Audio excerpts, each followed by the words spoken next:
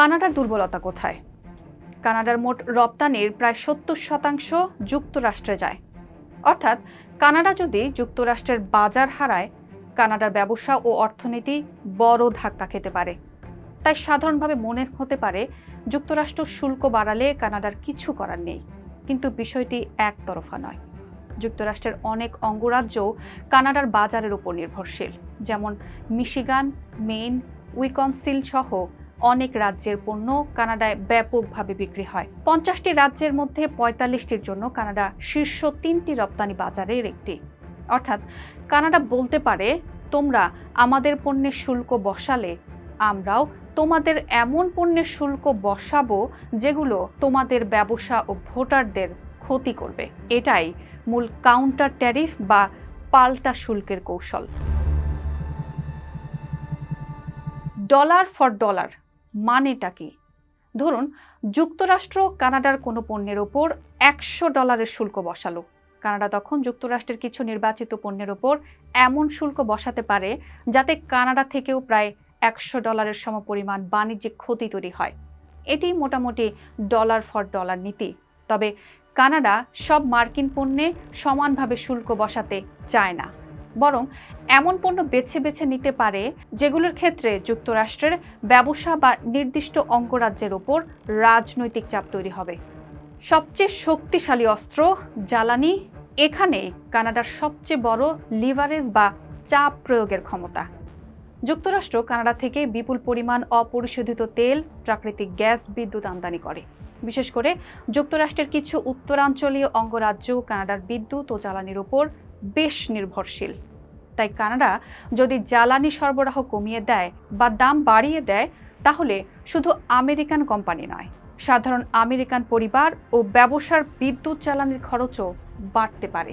এই কারণে অন্টারিও এর প্রিমিয়ার ডগ ফোর্ড এর মতো নেতারা জ্বালানিকে সম্ভাব্য চাপের অস্ত্র হিসেবে উল্লেখ করছেন।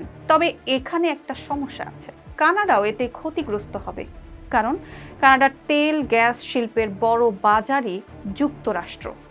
তাই কানাডা যদি হঠাৎ সরবরাহ বন্ধ করে দেয়, কানাডার কোম্পানি ও প্রদেশগুলোরও বড় ক্ষতি হতে পারে। অর্থাৎ এটি একটি দুপক্ষের জন্যই ক্ষতিকর অস্ত্র, কিন্তু যুক্তরাষ্ট্রের ওপর স্বল্প মেয়াদে রাজনৈতিক চাপ তৈরি করতে পারে।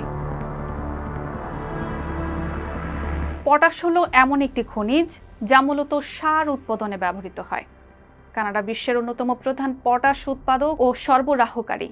এখন ধরুন যুক্তরাষ্ট্র কানাডার পটাশ আমদানিতে বড় বাধা তৈরি করলো, তাহলে মার্কিন কৃষকদের সার খরচ বাড়তে পারে। এর ফলে পটাশের দাম, সার উৎপাদনের খরচ, কৃষকের খরচ, খাদ্য উৎপাদনের খরচ, অর্থাৎ শেষ পর্যন্ত আমেরিকান ভোক্তার উপরও এর প্রভাব পড়তে পারে। এর কারণেই ডগ ফোর্ড এর বক্তব্যের অর্থ হলো, কানাডার পটাশ বন্ধ করলে আমেরিকান কৃষকদেরও সমস্যায় পড়তে হবে। গুরুত্বপূর্ণ খনিজ কানাডায় রয়েছে লিথিয়াম, নিকেল, গ্রাফাইট, অন্যান্য ক্রিটিক্যাল মিনারেলস।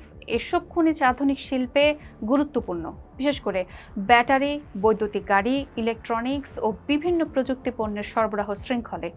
যুক্তরাষ্ট্র চীনের ওপর ক্রিটিক্যাল মিনারেলস এর ক্ষেত্রে নির্ভরতা কমাতে চায়। এই অবস্থায় কানাডা একটি গুরুত্বপূর্ণ সরবরাহকারী, তাই কানাডা চাইলে এই খাতেও যুক্তরাষ্ট্রের ওপর চাপ তৈরি করতে পারে। তাহলে কানাডা কেন সবকিছু বন্ধ করে দিচ্ছে না? এটাই সবচেয়ে গুরুত্বপূর্ণ প্রশ্ন। কারণ কানাডা এবং ইউএস এর অর্থনীতি একে অপরের সঙ্গে অত্যন্ত গভীরভাবে যুক্ত।